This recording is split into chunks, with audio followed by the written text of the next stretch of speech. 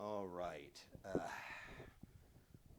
This is like take number 3. Hopefully this one comes out well. I'm shooting a video that is instructional, dealing with the new division algorithm that's not really an algorithm yet, but the concept behind division is embedded within what we're doing, and it's very similar to what they learned doing their multiplication at the very beginning of the year.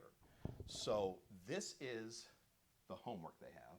This top problem, 137 divided by 6, that is a challenge problem. They can do it, they cannot do it. Anybody who does it and does it well will get a nickel in their bank, and the rest is their homework. I'm going to do number 4, so I'm going to take 1 away. If it turns out they want to do more, they just make them up. Doesn't matter. Leave it in the 10s divided by the 1s. You're going to be good. So we've got 75 divided by 4. As with the multiplication that I was doing, when this is assessed, when I assess this, they're going to need to recreate the structure that I'm going to show you right now.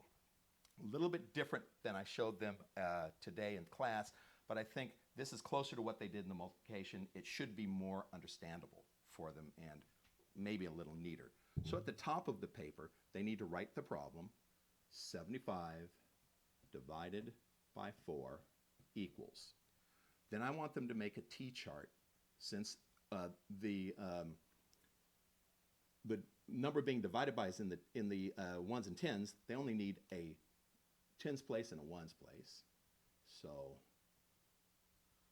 we got 10s and 1s.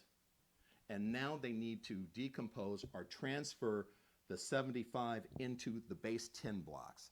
Very simple. The base 10 blocks are made up primarily of teenies, rods, and flats. A teenie has a value of 1, a rod has a value of 10, and a flat has a value of 100, which is that one. We're not doing that yet. So they need 7 rods, which would be 1, 2, 3, 4, 5. Do not do hash marks and draw diagonal. That'll mess them up. But they should group them in 5, 2 more for 7, and then 5 teenies. 1, 2, 3, 4, 5. I suggest they group the teenies in groups of 5 as well, but it's up to them. So we now have decomposed 75 into 7 10s, 5 1s. And the next step is the divisor here. So they have a statement they have to write here, and the only variable is the value of the divisor. They need to write partition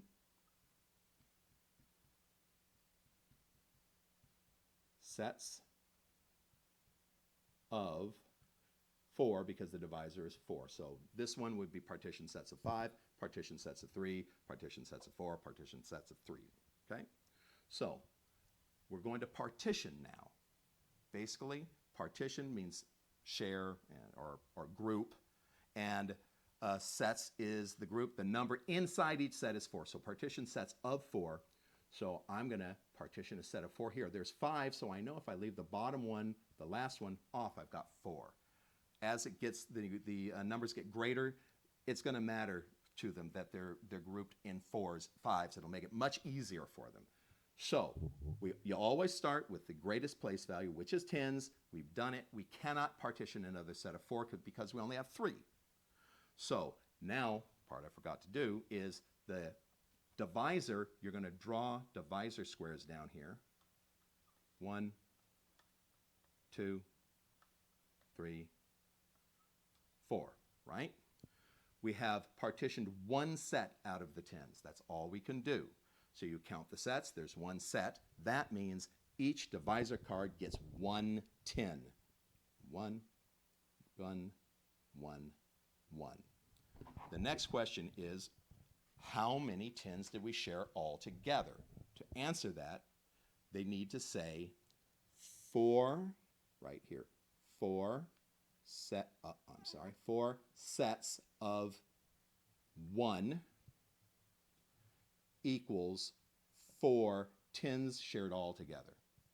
Right? 4 times 1 equals 4. And we subtract that. These are gone because they've been shared. And now we have 35 left, right? So we can't make a group of 10, 4 out of 3. So we have to decompose the 10s into 1s. So they need to draw an arrow like this, put a D for decompose here and circle it, and then decompose each one. Here's a 10. They're going to go 1, 2, 3, 4, 5. I do groups of 5. Oops. If they want to draw long, that's fine. They can do 10 in one row. That's all up to them. But 1, 2, 3, 4, 5. 1, 2, 3, 4. There's 10. 1, 2, 3, 4, 5, 6, 7, 8, 9, 10.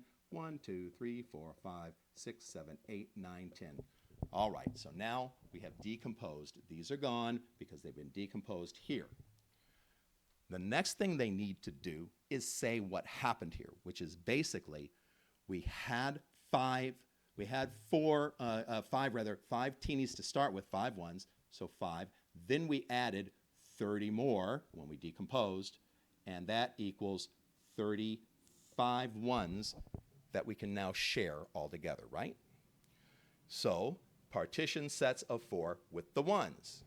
Since they're in groups of 5, I know if I do this and just leave 1 off the bottom, it makes it easier, for me anyway, to know I am doing it correctly. And there. Oh, but we got another set here. Here's there and there. So we have 1, 2, 3 of them left over.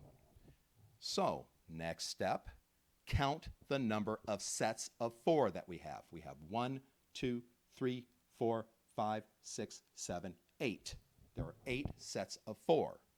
That means each divisor square gets 8 teenies. So 1, 2, 3, 4, 5, 6, 7, 8. 1, 2, 3, 4, 5, 6, 7, 8. 1, 2, 3, 4, 5, 6, 7, 8. 1, 2, 3, 4, 5, 6, 7, 8. We need to do this part now. There are, again, 4 sets of 8 equals 32 ones shared all together in here, right? So these are all gone, but we have 1, 2, 3 left over, right?